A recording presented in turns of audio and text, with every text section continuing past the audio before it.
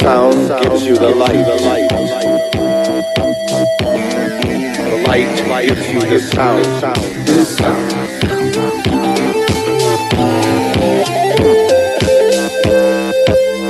sound stands forever.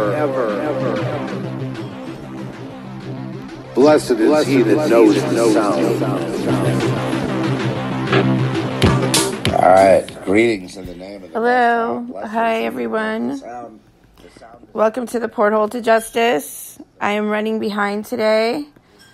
It is Thursday, March 15th. And let's see. I'm supposed to have Chris Hallet on.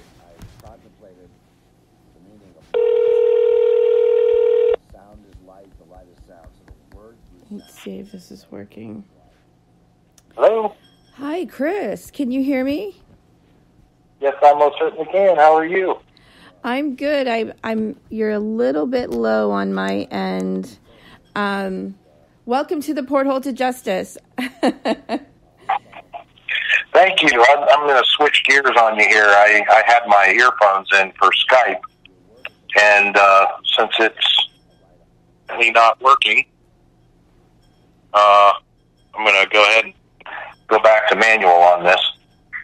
Yeah, I don't understand. It was picking up on my phone, but not on my iPad, and I have to have an external device in order to record. So I think everybody's calling me at the at the same time. I don't know. Yeah, welcome to my world.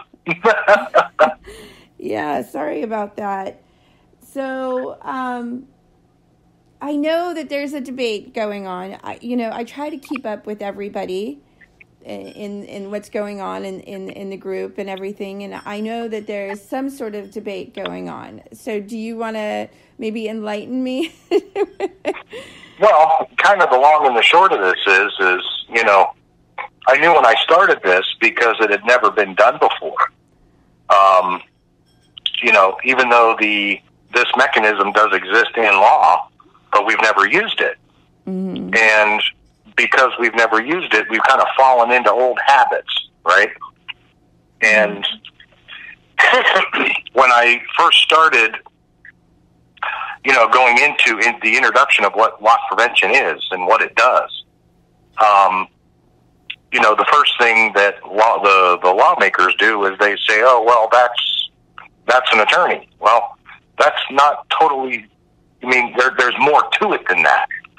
So, the law as it's written, well, we don't even have to have that conversation. You know what it says, I know what it says, and, the interpretation is simple.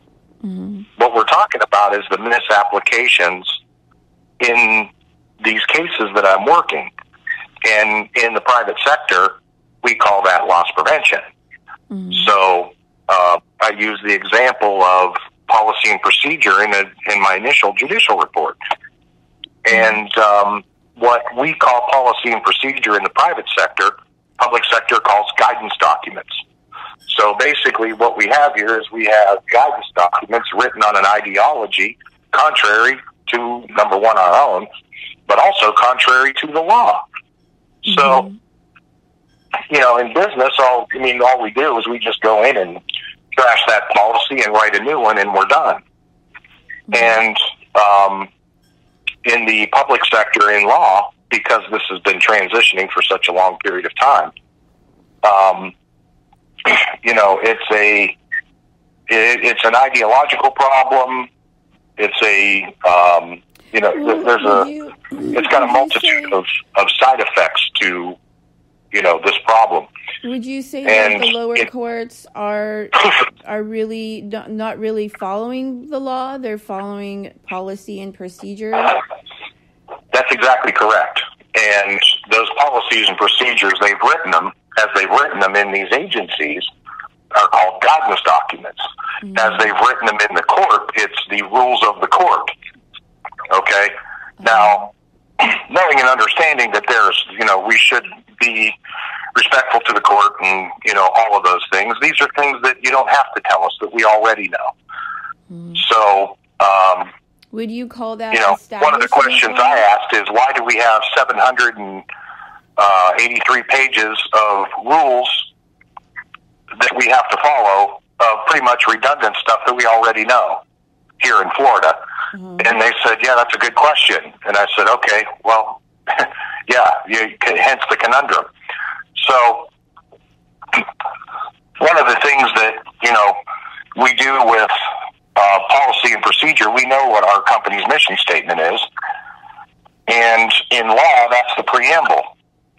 As far as what the articles of the Constitution, being the contract, are, well, again, pretty clear and plain language, stuff that government can't do, which is why almost every decision that comes out of the Supreme Court, the words "in a limited government" are contained therein. So,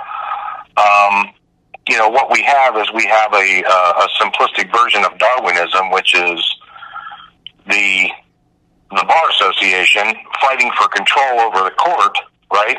And it's decided to completely ignore the law. Well, this is the problem we declared independence from 30-ish years ago.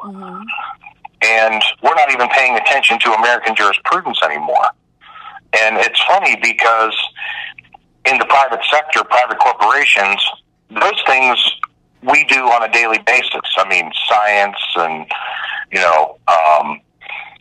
algorithms and, all these other things that we do to manage our corporation with the intention to preserve consumer confidence.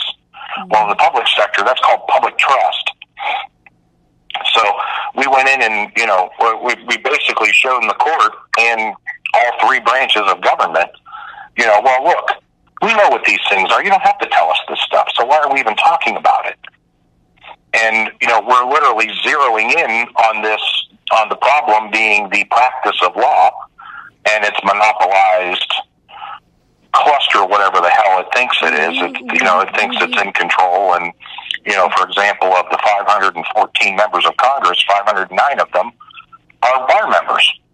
Guess what? That's, again, another version of the same problem. Yeah. So, and we have these people who are indoctrinated into that thinking, that social control mindset, right? Because it's happened over, a slow period of time. Well, I'm seeing this, and they don't even realize it. They don't realize they're not following American jurisprudence. I'm seeing this trend of, I don't know if you call it establishment law, where they're just legislating policy and procedure as statutes. Correct. And those things are not for the people. Those things were set forth to govern government, in a limited government. These are things government can't do, right? And what they have done through this social control, I'll give you the first example that comes to my mind is when they passed the seatbelt law. That seatbelt law was basically passed under the premise that it could never be used to pull somebody over. That was how they got it passed. Well, now every holiday we see this click it or ticket bullshit.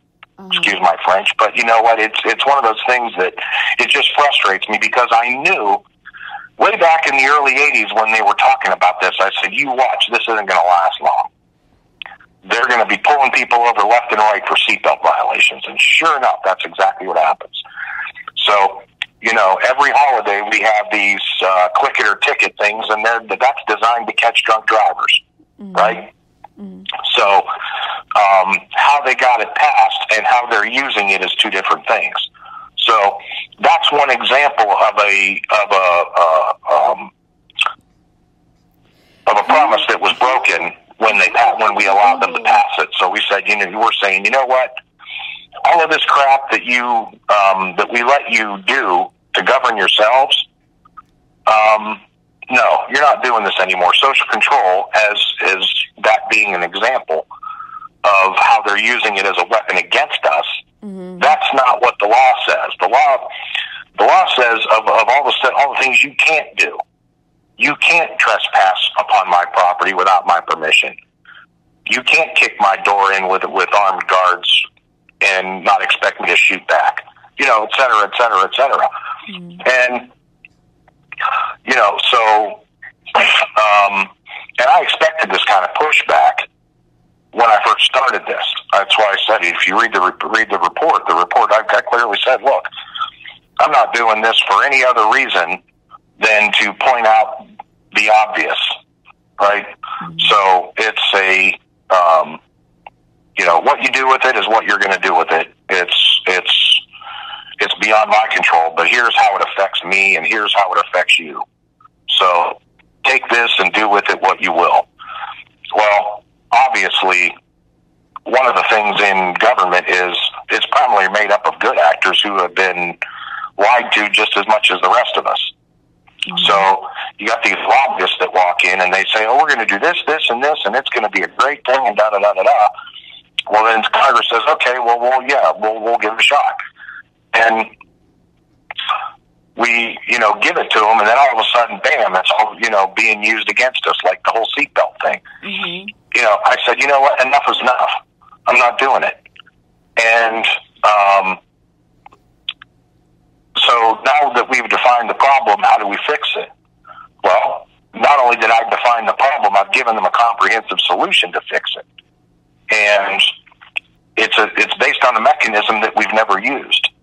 So when it comes to how E-Clause was started and why, when I requested in the paperwork that my designation not be ESQ, it be LPP, which is loss prevention practice, they went and did the thing that they, for whatever ungodly reason, I don't know why, they still called me Esquire in capital letters. Well, everybody knows what that is. That's the corporation, blah, blah, blah. So I said, okay, well, all right, let's go with this until the legislation is written. And that's where the argument started, and of course I knew that was going to happen. I said, okay, well, knowing what's going to happen, let's just go ahead and do this. We'll work on the legislation, and once the legislation is written, we will rewrite that charter document. Excuse me, because knowing the U.S. government can't assign Esquire titles, right? But what they can do is we can assign fiduciary practice the way we've been doing it for more than 100 years. So, but because it's never been used in this capacity, it's always been used to broker deals in real property, for example, or bank transactions, or, you know, whatever. To use it in this capacity and paying due respect to, guess what? You don't have to tell us that the law is 50-50 and parents have equal rights. It's plainly written. It's protected by the Ninth Amendment. What the hell are you doing? Chris, and I'm such a this is really the argument of the family law inherited emolument. Remember the SEAT, the no-fault divorce mechanism. That's why it's repugnant. That's why that scale can't even exist in law. So now that we know this, here's the problem.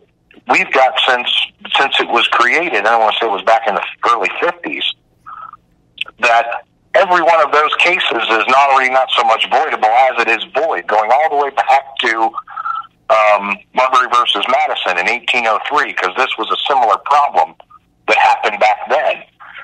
And we've just pointed it out to government.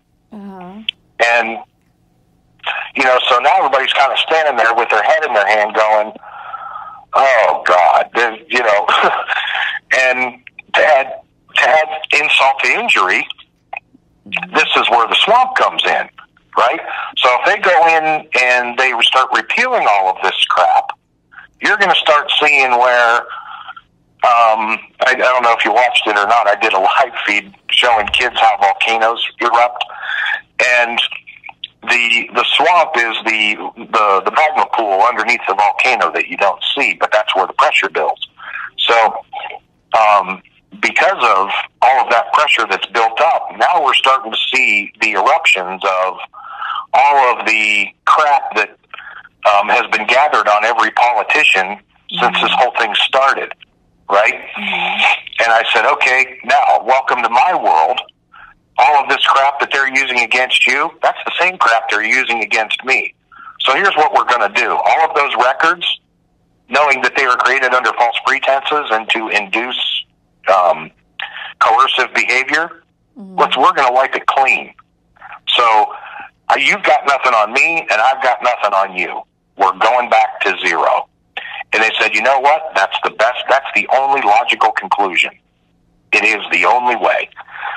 And where do we go from here? That's when I came up with, so well, let me build one, show you what it looks like, and then you can duplicate it. And I said, well, that's no problem. Yeah. Duh, okay. So I said, okay, here's the things that we do in the private sector. These are, like, for example, your agencies. Those are things we call in the private sector in corporations. Those are called line items on the profit and loss statement. And each and every one of those line items is connected to a department. Okay, so we've got human resources, we've got shipping and receiving, and so on and so forth. So that's in the private sector. In the public sector, we call those the alphabet soup, right? So here's how we're going to manage the alphabet soup. We don't need to ask the court questions like, can I lie in court or not? We already know that. Yeah. So we can take and build policy around a collected version of stare decisis and say, okay, we're going to take these questions that we've already asked the court that we don't even need answers to now because we already know what they're going to say, and we can start to build policy and procedure to manage this alphabet soup that we've created. And it doesn't have prosecutorial powers, by the way, which is something we'll go into that later. But because in the Obama era, when he expanded prosecutorial discretion to include the alphabet soup, that's when we started to run into problems with all of these agencies thinking that they had the right, based on these guidance documents, that they had the ability to govern the people. No, that's called reverse practice. That's the one damn thing you can't do. That is social control.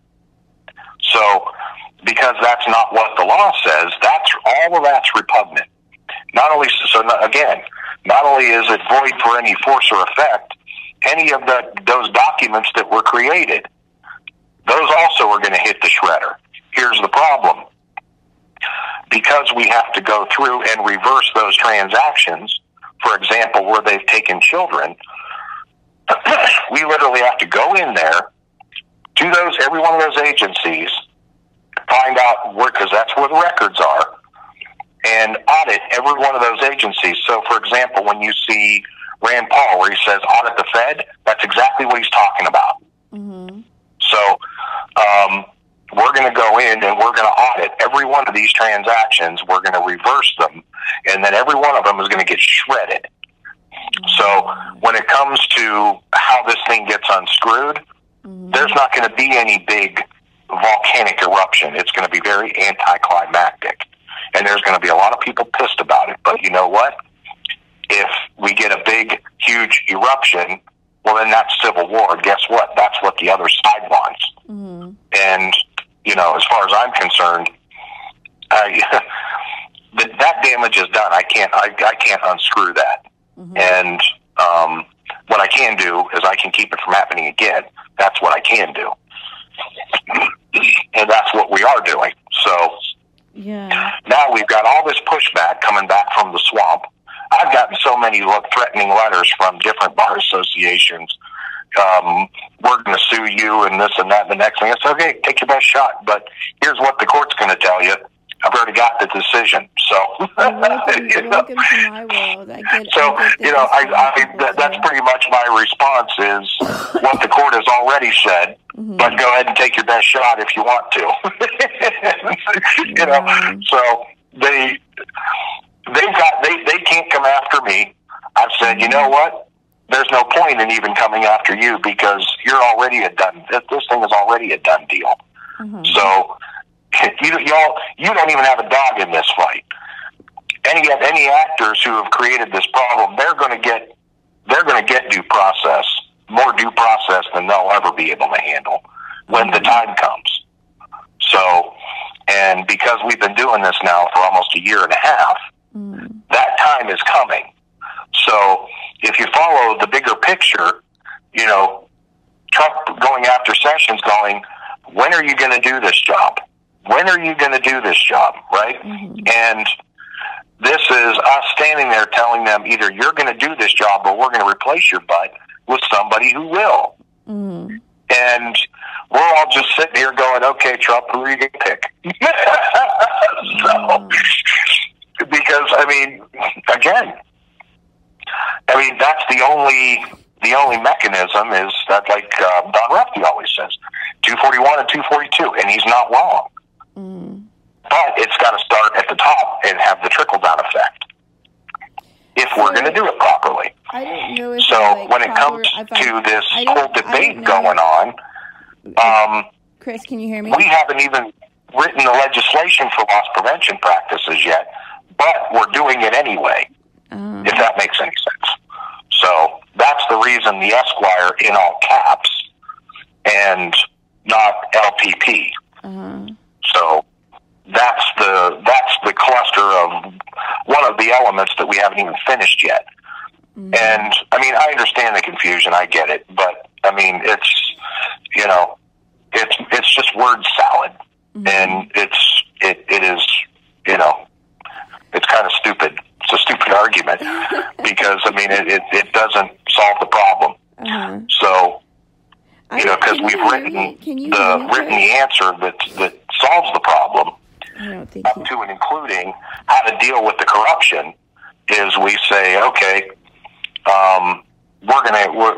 we've decided that we're gonna use this through people that don't even know each other, and we're going to eliminate that corruption in that way. So, but again, that's kind of where we are right now. We're writing the legislation, which is why I'm back and forth to Tallahassee as much as I am. Can you hear me, actually? Can you hear me? Yeah, I can hear you. Oh, okay. I wasn't sure if I was coming through or not. I didn't get, I was running behind in the introduction, and for people that might be listening in, Chris Hallet has the emollients clause, and it's any titles of nobility shall be granted by the United States. No person holding any office of profit or trust under them shall, without the consent of Congress, accept any present emollient office or title of any kind. So you've been on the show prior, you've been on the show before, and you had this emollients clause. Can you just sort of bring us up to speed a little bit? Well, basically, now I've got to remember when we're talking about when that language was written, it was written in the 1700s, okay? That, you're talking about people that knew of these bureaucratic entities, right? These, we call them attorneys now. And these people were very good at what they do. You know, they evolved into things like snake oil salesmen, right?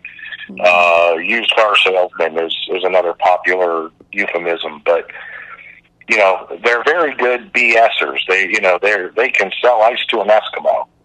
And you know, back then they were referred to as titles of nobility.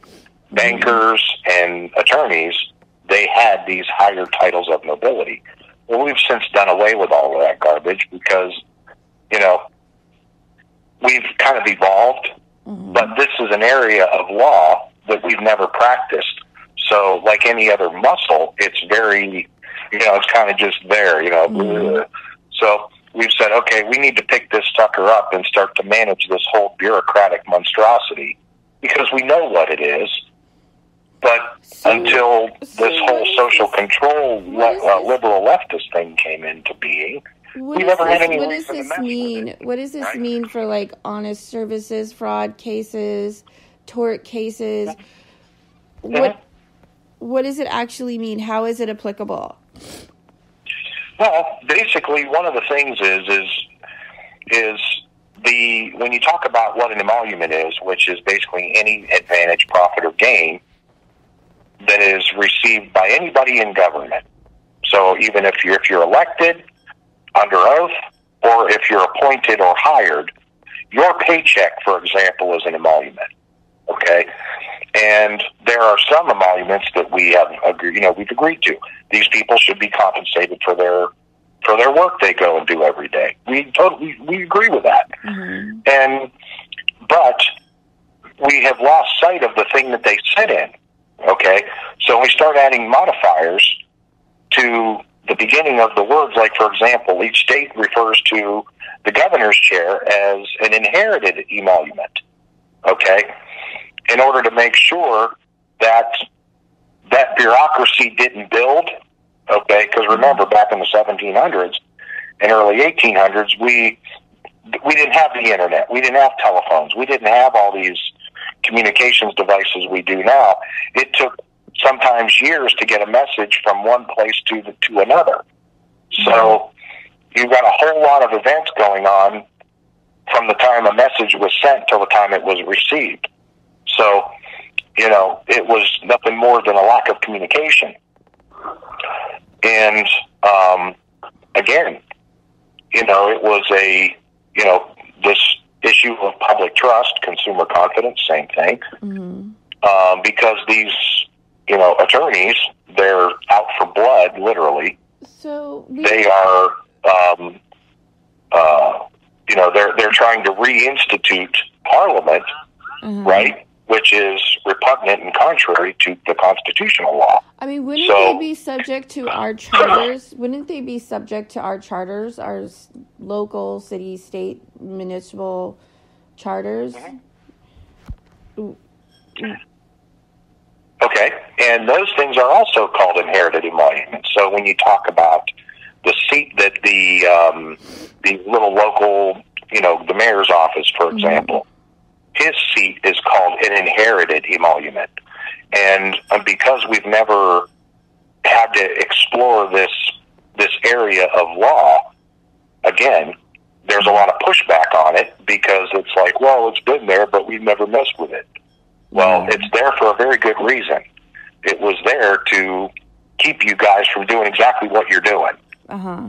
And if you go and you read through the history and all of those things, and the history is really interesting, and some people are very knowledgeable in it, and I don't dispute that. Uh-huh. But, Lotus. It's like your argument: pick and choose what you can win. And she remembers it all of it. And she's going to get it out. And it's funny because when I was going through the word, going through every word and diagnosing every word, which is what loss prevention does. Mm-hmm. We go through contracts and policy one word at a time. Mm-hmm. And that was my study of the Constitution as it is, and our succession of government between the Declaration of Independence, the Articles of Confederation, the First Continental Congress, and of course the Constitution. So we actually have all this succession of law, Virginia Declaration of Rights, et cetera, et cetera, et cetera. So when people talk about, the law itself is a succession. Mm-hmm. So when I said, look, the law that you're breaking is a law called Lex Scribonia, I believe is how it's pronounced. And basically what it is, it's a law of the late Republic that prohibits government from creating legislation like Title IV, okay, which is perennial servitudes through prescription. In other words, you have to pay us in order to do something. I mean, I thought no, bar licensed that's attorneys, a law, an actual common law. I know, but I thought bar licensed attorneys couldn't legislate law, though. I thought that was the job. I'm not understanding how they're. I can't hear you. Okay. You're kind of breaking up. All right, go ahead. Okay, no, I was wanting to listen to your question, but you broke up. Oh, okay. I was just wondering, how is it possible that bar licensed attorneys are legislating law? How they're not supposed to be able to do that, right? That is correct. And that's a usurpation, right? Because when they sell this stuff to Congress, they're selling this stuff to Congress under the premise, we're going to use this to govern ourselves in court, right? Mm-hmm. And, well, it seems innocuous and, harmless enough on its face when they say, yeah, we're going to say we can't, I can't be an attorney and a defendant at the same time. So when they wrote Rule 28C, that was basically the premise behind that, because, you can't be representing somebody and be a potential witness in the same case at the same time. That's a conflict of interest. Mm-hmm. Why? Because you have not just a financial interest, but you also have an interest to make sure that the case goes in your favor. Mm-hmm. So that's where the conflict of interest comes in. And when used properly, it does work. Mm-hmm. But when it's used improperly, the way it's being used now, that's where we come up with the problem. Mm-hmm.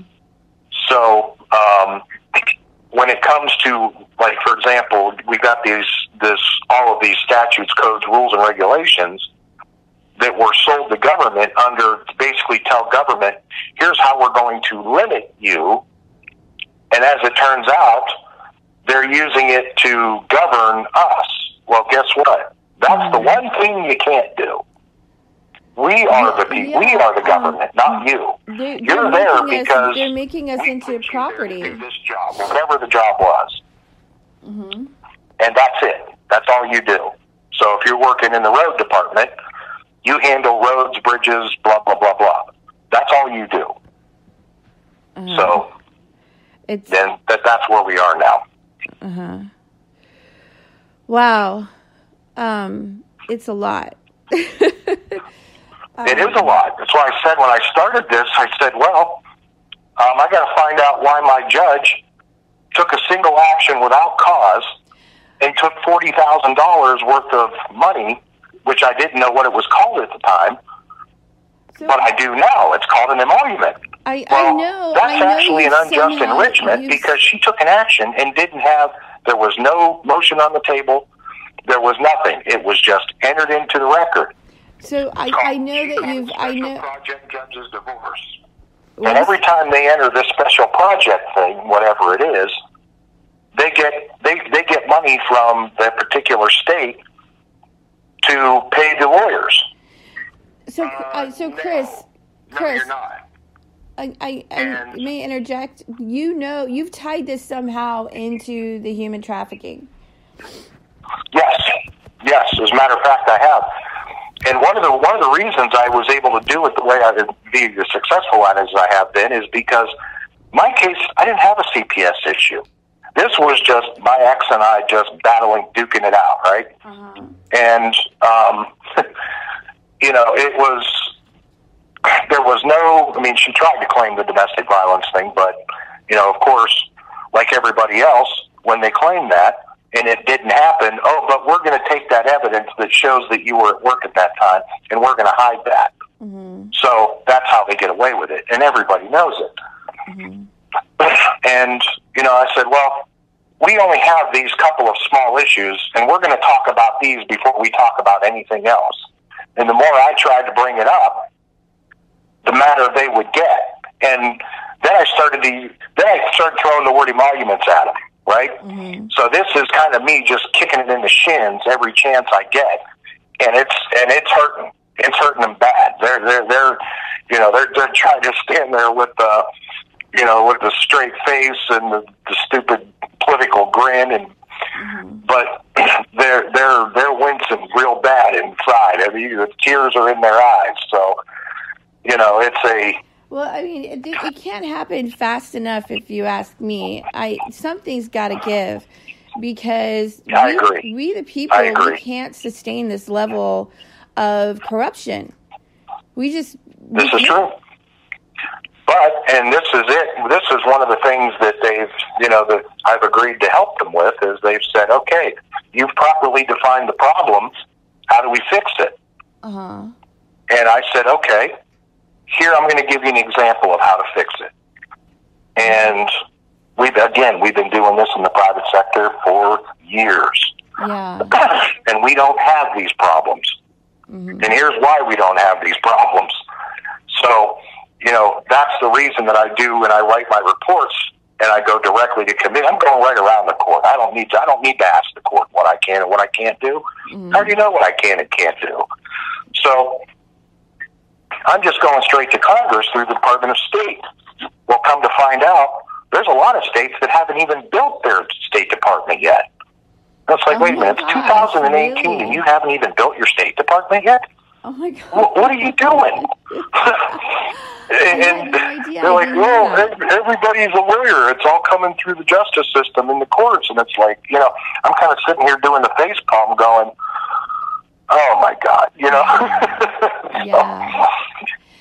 And I'm having that problem out in the Utah case right now is I have to go directly to the lieutenant governor because they don't even have an office of inspector general. That position isn't even there yet. So where is your public sector? Our guest is wanting to know.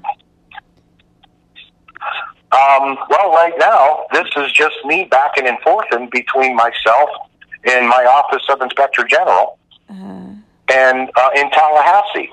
Like I said, we're one of our stumbling blocks, just to give you an idea how crazy silly this thing is and us building it, is the Florida Congress uses PDF files, but here in Marion County, the clerk uses tag image format. So their computers don't even speak the same language.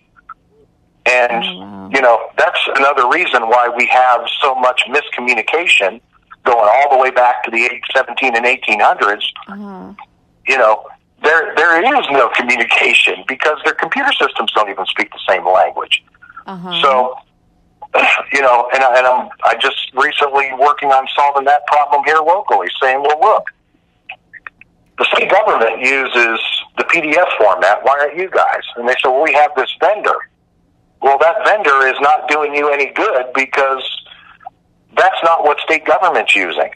Okay, so if you want to talk to state government and Congress to expedite your process, you got to speak that language. And he said, well, how do we do that? And I said, well, you see this program? You take this one out and you put this one in. And I did one while we were standing there. It took me all about 30 minutes. And I said, oh, by the way, we're done. Here's your username and here's your password. I already had it. And he was like, wait, what? And I'm like, yeah. So your system, you do nothing different except when you save a file, it doesn't say TIF, it says PDF.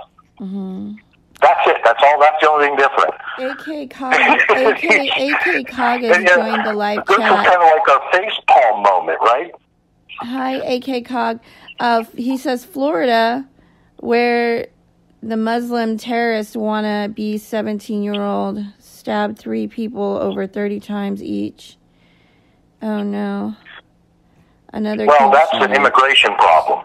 And believe me, I know that's a whole political nightmare. That's and a whole nother one thing I am not as a politician. For too, as well. That's a whole nother area of corruption. I understand, but I'm so grateful for everything that you do. It's no easy feat to jump through all these hoops with the courts and everything. And I think it's time that we start uniting the fight and, and getting behind the issues that are broken, that aren't working.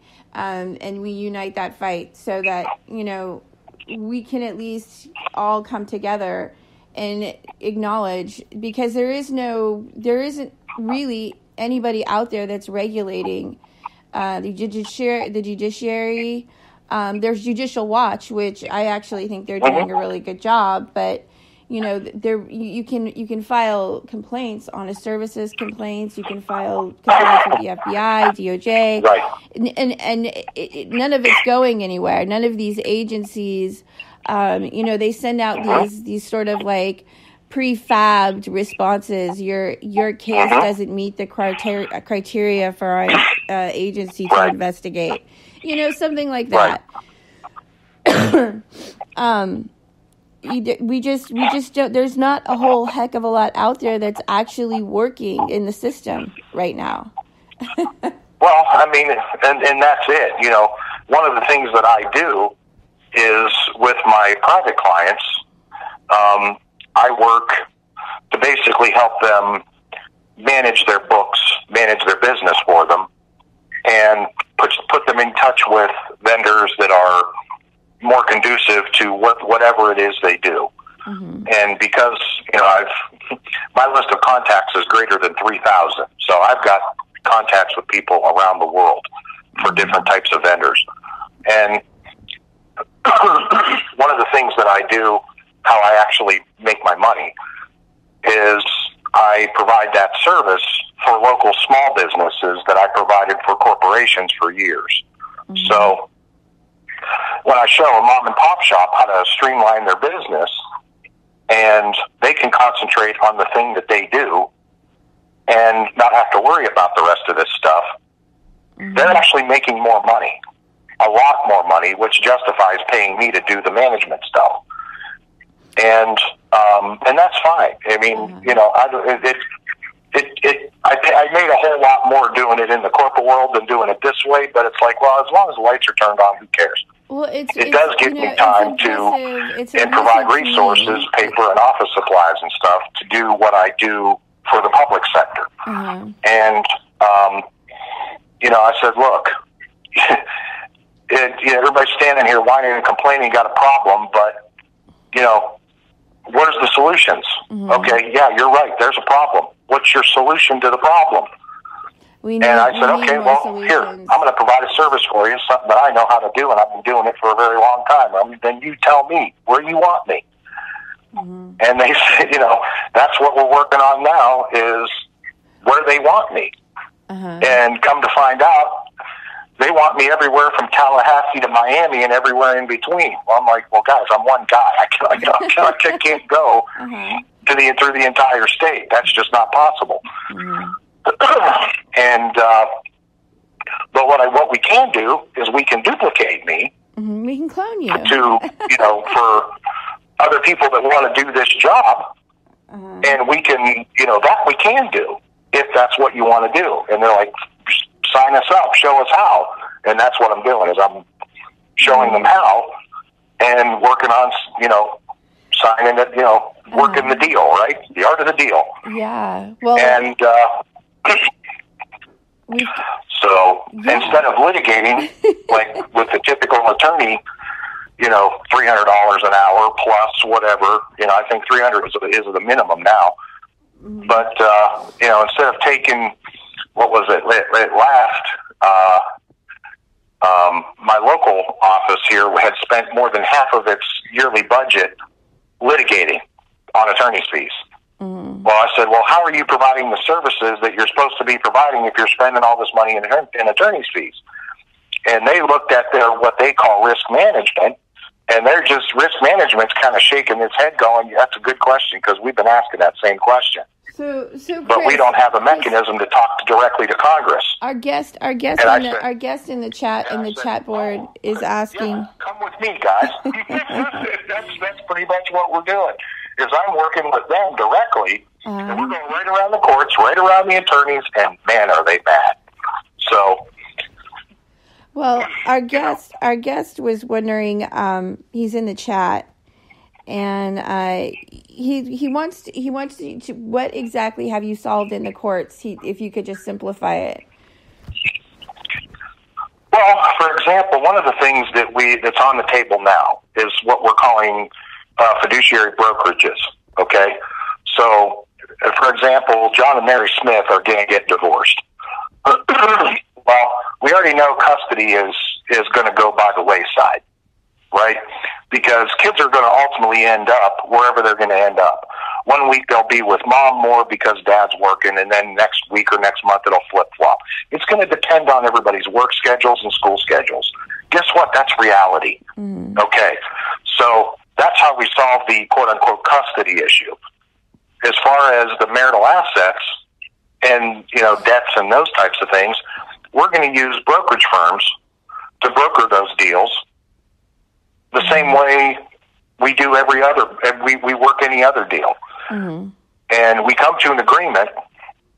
Everybody signs off on it, including the fiduciary, the broker, same as in a real estate transaction. and then those transactions get recorded.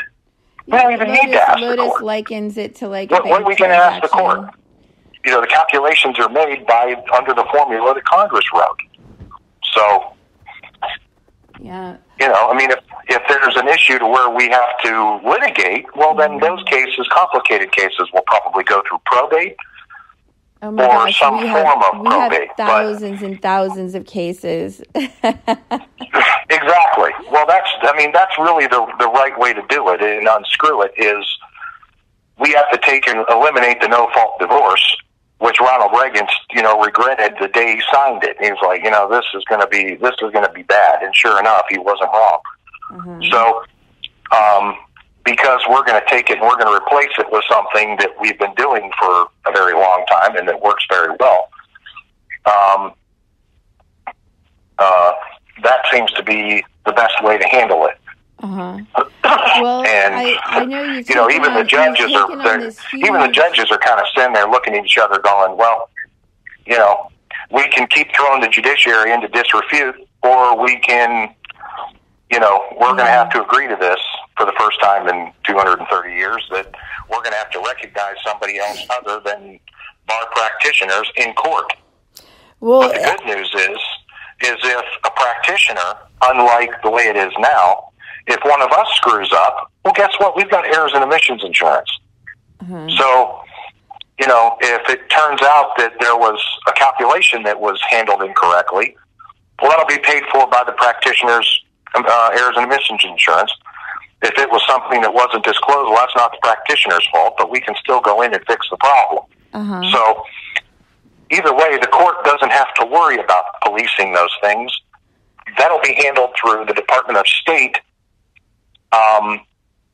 licensing bureau mechanism. So now practitioners will have a due process that they've never had before. Whereas before they've had to depend on the bar. Right? In and if you do this and you talk about this, and this, we're going to pull your card. So even practitioners are coerced. So it's not just us. And that's how we're gonna completely disassemble that mechanism. So it'll be, and we're going to do it the right way. It'll be more on a local level. It'll be correct. State by Everything state. will be on the local level. Okay, I think it's fabulous. I think it's great. It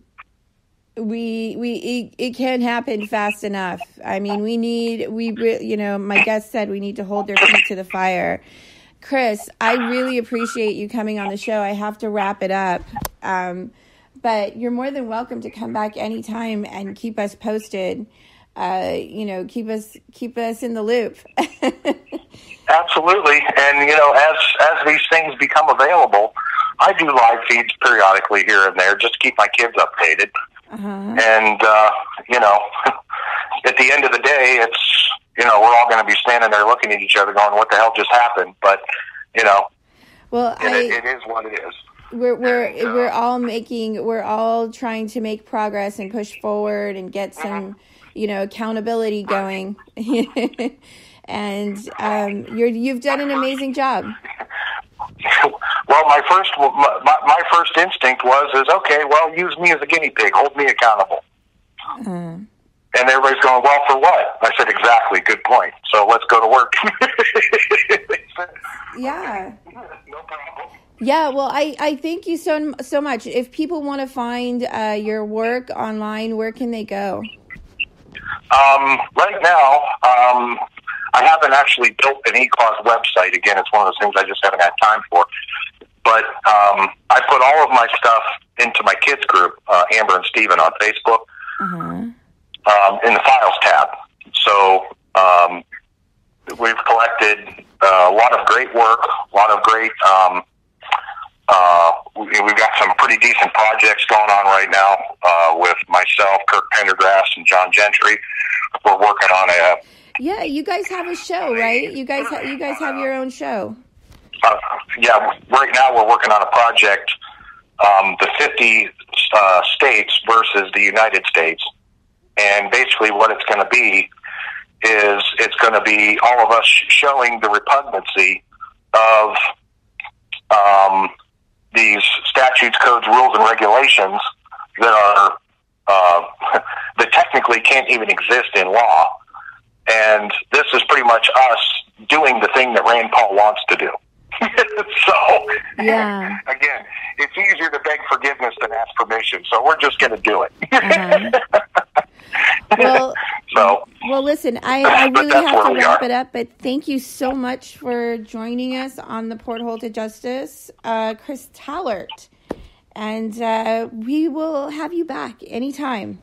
Absolutely, Amelia. I always love coming on talking to you. It's always a great time. Oh, thanks, Chris. So, all right. Well, everybody. All right, we'll be in touch. All right. Be in touch. Much love. That has been another episode of Porthole to Justice Off the Cuff with Chris Hallet. He has a Facebook group called Amber and Steven, and you can go and see his emoluments clause. Basically, what this is it's local licensing for bar licensed attorneys. So it would be state licensing for bar licensed, the way that I'm understanding it, so that they can be regulated more easily and held accountable. So I think it's awesome work that Chris is out there doing. Thank you so much. Everybody, you can subscribe to my show on Spreaker.com. I'm on Twitter and Facebook and Instagram. Have a great day.